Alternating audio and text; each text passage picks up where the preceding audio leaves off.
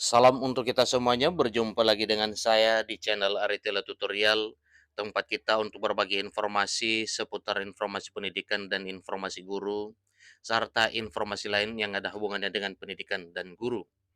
Pada pertemuan ini, saya menyapa seluruh Bapak Ibu honorer setanah air, honorer di berbagai bidang, honorer bidang pendidikan, honorer bidang kesehatan, bidang teknis, bidang penyuluhan, dan bidang lainnya. Saya yakin bahwa seluruh Bapak Ibu honorer selalu dalam keadaan sehat walafiat. Pada pertemuan kali ini ada satu hal penting yang perlu saya sarankan kepada seluruh Bapak Ibu honorer setanah air terkait dengan informasi pada pengadaan atau pada rekrutmen P3K di tahun 2023 tahun ini sebagaimana informasi terkini per Minggu 13 Agustus 2023.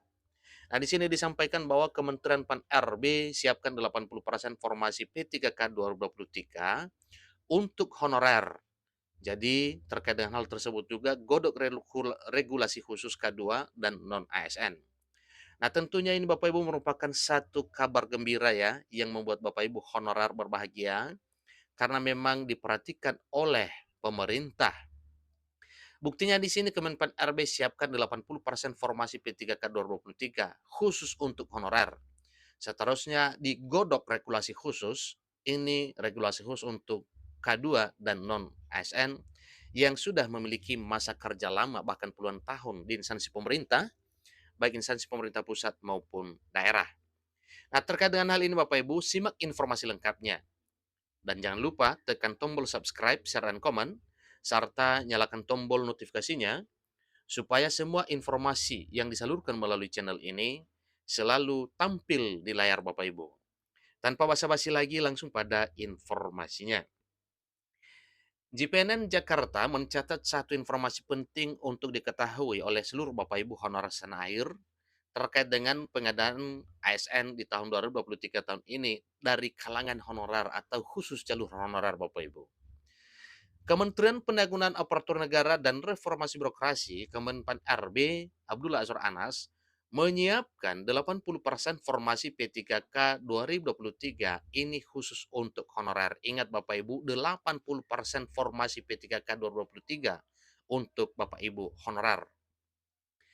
Agar terisi maksimal, Kementerian Pendayagunaan Aparatur Negara dan Reformasi Birokrasi, Kemenpan RB pun tengah menggodok regulasi khusus untuk honorer kategori 2 dan tenaga honorer non-aparatur sipil negara yang sudah mengabdi lama di instansi pemerintah pusat maupun daerah.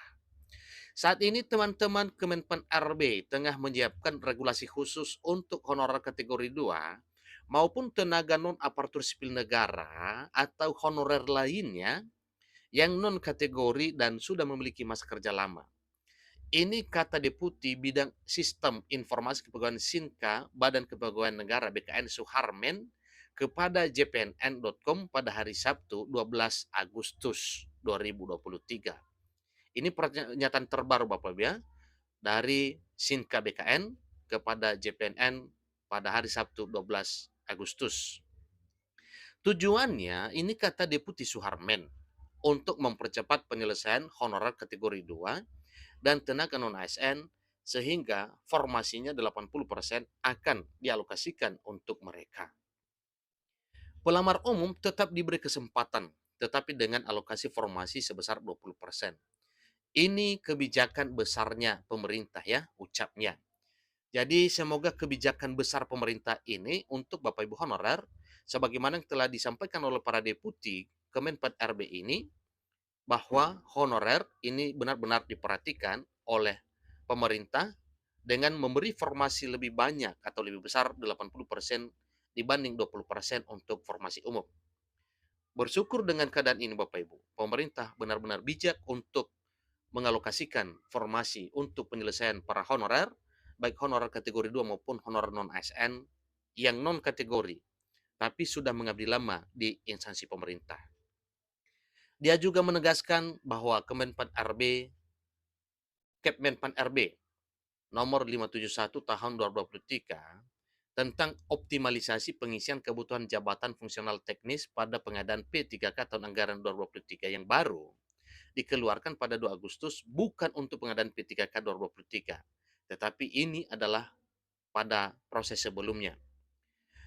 Kemenpan RB nomor 571 2023 itu merupakan kebijakan optimalisasi pengisian formasi pada seleksi P3K Teknis 2022 yang bertujuan mempercepat penyelesaian honorar kategori 2 dan tenaga non-ASN yang sudah bekerja di pemerintah saat ini. Artinya kebijakan tersebut diprioritaskan untuk mempercepat penyelesaian honorar kategori 2 dan tenaga non-ASN yang mendaftar pada P3K teknis tahun lalu. Bukan tahun ini, kata Deputi Suharmen. Dan sekalipun bukan tahun 2023, tetapi bersyukur dengan pemerintah memperhatikan regulasi terbaru terkait dengan seleksi tahun 2022 itu yang mana sepertinya ini ada harapan besar untuk terakomodir ya pada seleksi 2022 tersebut. Jadi sebelumnya Kementerian Penanggulangan Aparatur Negara dan Reformasi Birokrasi Kemenpan RB menetapkan sebanyak 572.496 formasi aparatur sipil negara atau ASN nasional 2023. Ini data per 1 Agustus 2023. Jadi jumlah tersebut untuk formasi 72 instansi pemerintah pusat sebanyak 78.862 ASN dan pemerintah daerah 493.634 ASN. Alokasi formasi CSN untuk pemerintah pusat terinci sebanyak 28.903 untuk CPNS dan 49.959 untuk P3K. Adapun di pemerintah daerah dialokasikan khusus sebanyak 296.084 P3K guru, 154.724 P3K tenaga kesehatan, dan 42.826 P3K teknis. Pengumuman seleksi akan dilaksanakan pada 16 September 2023. Jadi jelas Bapak Ibu ya, pengumumannya, seleksinya akan dilaksanakan 16 September 2023. Menteri Penanggulangan Aparatur Negara dan Reformasi Birokrasi Menpan RB Abdul Azwar Anas memastikan seleksi berjalan fair, tidak boleh titip-titip. Menteri Anas juga berharap ASN bisa melahirkan kinerja yang berdampak yang dapat dirasakan masyarakat sesuai arahan Presiden Jokowi. Menteri Anas mengatakan terdapat sejumlah arah kebijakan rekrutmen ASN 2023. Pertama, fokus pada pelayanan dasar dengan guru dan tenaga kesehatan menjadi formasi yang paling banyak disediakan. Hampir 80% formasi 2023 untuk guru dan tenaga kesehatan. Arah kebijakan keduanya memberi kesempatan rekrutmen untuk talenta digital dan data scientist. Dan yang ketiga, mengurangi rekrutmen pada formasi yang akan berdampak pada transformasi digital. Anas menambahkan rekrutmen ASN juga dimaksudkan sebagai upaya untuk seoptimal mungkin menyelesaikan penataan tenaga non-ASN atau yang biasa disebut tenaga honorer. Demikian informasinya Bapak Ibu, semoga semua kebijakan pemerintah yang telah diungkapkan sebagaimana informasi ini dan sebagaimana pernyataan para deputi Kemenpan RB bisa menjadi kenyataan agar para honorer bisa terselesaikan sebagaimana prinsip pemerintah pusat. Demikian informasinya, sampai ketemu pada informasi berikutnya. Terima kasih.